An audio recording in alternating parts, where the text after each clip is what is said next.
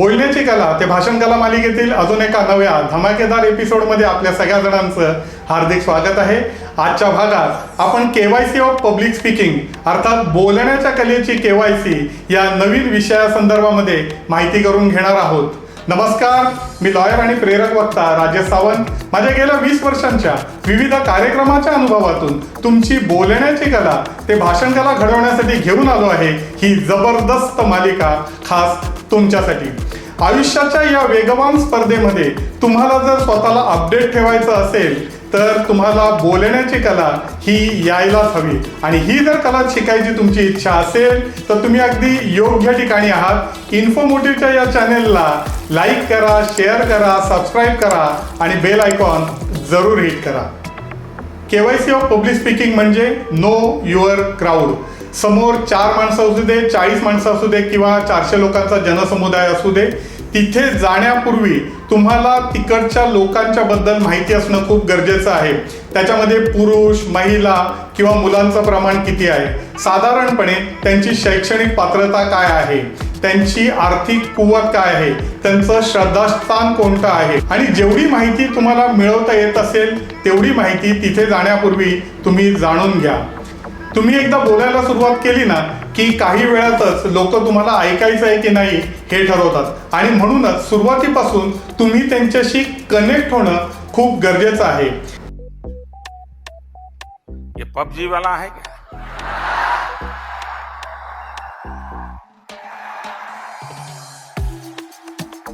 जर तुम्हाला लोकांची चांगल्या प्रकारे माहिती असेल तर तुम्ही सुरुवातीपासूनच त्यांच्यावरती स्वतःचा प्रभाव टाकू शकतात. बरेचसे राजकारणातली मंडळी आणि खास करून आपल्या देशाचे सन्माननीय पंतप्रधान सुद्धा या टेक्निकचा अतिशय व्यवस्थितपणे वापर करत असतात. ते जर महाराष्ट्रामध्ये येऊन भाषण करणार असतील तर ते त्यांच्या भाषणाची सुरुवात ही मराठीतून करतात. छत्रपती शिवाजी महाराजांच्या विषयी सगळ्यांच्याच मनामध्ये एक आदराची भावना आहे आणि म्हणूनच मोदीजी छत्रपती शिवाजी महाराजांना वंदन करूनच आपल्या भाषणाची सुरुवात करत असतात. छत्रपति शिवाजी महाराज हमारे देश में सदियों से प्रेरणा के स्रोत रहे हैं. गर्दीची एक मानसिकता असते आणि म्हणूनच लोकांपुढे आपण ज्या वेळेला स्वतःला सादर करत असतो त्यावेळेला काही गोष्टींची काळजी आपल्याला घेणं खूप गरजेचं असतं. आजच्या भागामध्ये मी तुम्हाला अशा 5 गोष्टी सांगणार आहे ज्या गोष्टी तुम्हाला टाळायच्या आहेत. आतापर्यंत भाषण कलेमध्ये आपण काय काय गोष्टी करायच्या असतात त्या बघितलेल्या आहेत, मात्र आज पहिल्यांदाच आपण उलटा प्रवास करणार आहोत आणि म्हणूनच हा एपिसोड अतिशय मनोरंजक होणार आहे. केवायसी ऑफ पब्लिक स्पीकिंग मधला सगळ्यात प्रमुख मुद्दा आहे तो म्हणजे पॉझिटिव्ह बॉडी लँग्वेज. लोकांपुढे ज्यावेळी तुम्ही सादर होणार आहात, बोलायला सुरुवात करणार आहात, त्या प्रत्येक वेळी तुमचे खांदे हे ताठ असणं गरजेचं आहे. बोलण्याच्या ओघामध्ये त्याला समर्पक असे हातवरे सुद्धा असणं खूप गरजेचं आहे.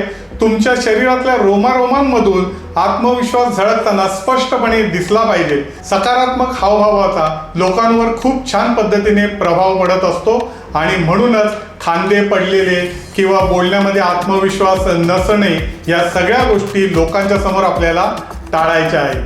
केवायसी मधला दुसरा महत्वाचा मुद्दा म्हणजे अंतर ठेवा.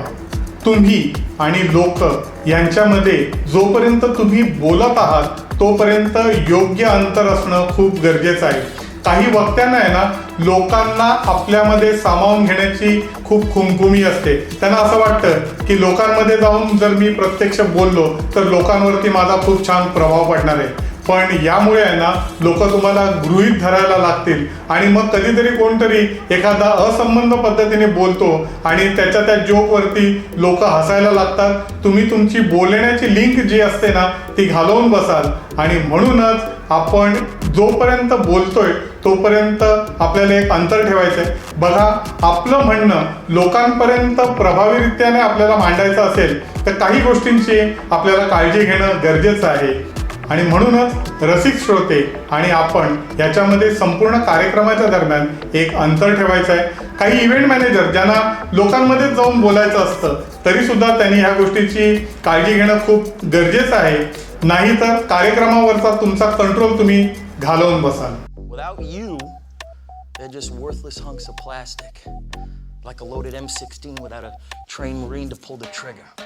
पब्लिक स्पीकिंग मधला तिसरा मुद्दा आहे तो म्हणजे प्रॉपर आय कॉन्टॅक्ट. बघा, भाषण कलेमध्ये आहे ना, आय कॉन्टॅक्टला खूप महत्व आहे आणि जोपर्यंत आपण बोलतोय तोपर्यंत आपल्याला समोरच्या लोकांकडे नजरेला नजर देऊन बोलायचं आहे हे सगळ्यांनाच माहिती आहे. पण होतं काय की त्या लोकांमध्ये आहे ना एक सुंदर चेहरा असतो आणि तो मन लावून तुमचं बोलणं ऐकत असतो आणि त्याच वेळेला मग आपली नजर सारखी त्या सुंदर चेहऱ्यावरती जाते आणि मग ती व्यक्ती जी आहे ना ती थोडीशी अनकम्फर्ट होते.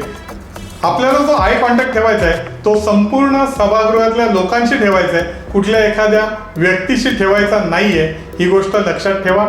चौथा मुद्दा म्हणजे भावनांवर नियंत्रण ठेवा.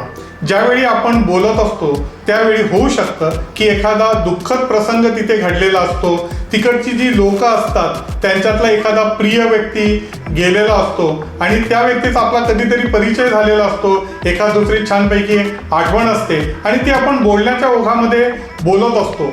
आतमधून आपण हलतो, आपले शब्द जड होतात, मात्र काहीही झालं तरी बोलताना माईकवरती रडायचं नाहीये. लोक तुमच्यामध्ये त्यांचा नेता शोधत असतात. लोकांना कणखर माणूस हवा असतो. जर का तुम्हाला तुमच्या भावनांवरती नियंत्रण ठेवता येत नसेल तर लोक तुम्हाला कमजोर समजू लागतील आणि म्हणूनच कधीही कोणत्याही प्रसंगी कितीही भावना विवश झालो तरी डोळ्यातून पाणी काढायचं नाहीये. जोपर्यंत आपण बोलतोय तोपर्यंत आपलं बोलणं हे कितीही शब्द जड झालेले असले किंवा मनामध्ये कितीही दुःखाची गंगा वाहत असली तरी आपल्या चेहऱ्यावरती आणि डोळ्यांवरती ती दिसता कामा नये. लोक आणि तुम्ही यामध्ये तुम्ही कणकर आहात ही गोष्ट लोकांना तुमच्या बोलण्यातून जाणवली गेली पाहिजे. लोकांपुढे जाऊन बोलताना पाचवा सगळ्यात महत्त्वाचा मुद्दा म्हणजे तुम्ही तुमचं बोलणं जे आहे ते कधीही लिहून आणायचं नाही.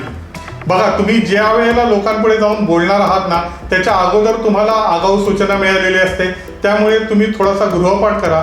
तुमचं जे काही बोलणं आहे किंवा जे भाषण आहे ते छान पद्धतीने लिहा, मुद्दे काढा आणि ते भाषण तुम्ही घरी 15 वेळा 20 वेळा नाही 100 वेळा वाचून घ्या. मात्र लोकांच्या पुढे तुम्ही जे काही बोलणार आहात ते नैसर्गिक पद्धतीने बोला.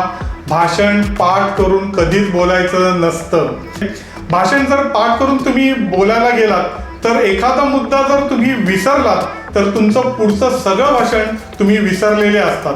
जर तुम्ही नैसर्गिक फ्लोमध्ये जर बोलत गेलात तर होऊ शकतं की तुम्ही जे लिहिलेले मुद्दे आहेत त्यातला एखादा मुद्दा सुटला जाईल, एखादा मुद्दा वर खाली होईल, पण त्याच्याने काहीही फरक पडणार नाहीये, कारण ते लिहिलेलं तुम्ही आहे, तुम्हाला माहिती आहे. लोकांना ते माहिती नसतं. केवायसी ऑफ पब्लिक स्पीकिंगच्या माध्यमातून लोकांपुढे जाऊन बोलताना आपल्याला कोणत्या गोष्टीची खबरदारी घ्यायची आहे या संदर्भामध्ये आपण आज माहिती घेतलेली आहे. हा एपिसोड जर तुम्हाला आवडला असेल तर आपल्या मित्रमंडळींकडे, नातेवाईकांकडे तो जरूर शेअर करा. बोलण्याची कला आणि भाषण कले संदर्भातील नवनवीन गोष्टी जाणून घेण्यासाठी कायम आमच्या संपर्कामध्ये राहा.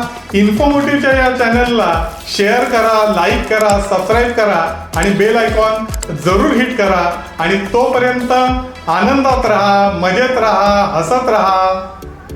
धन्यवाद.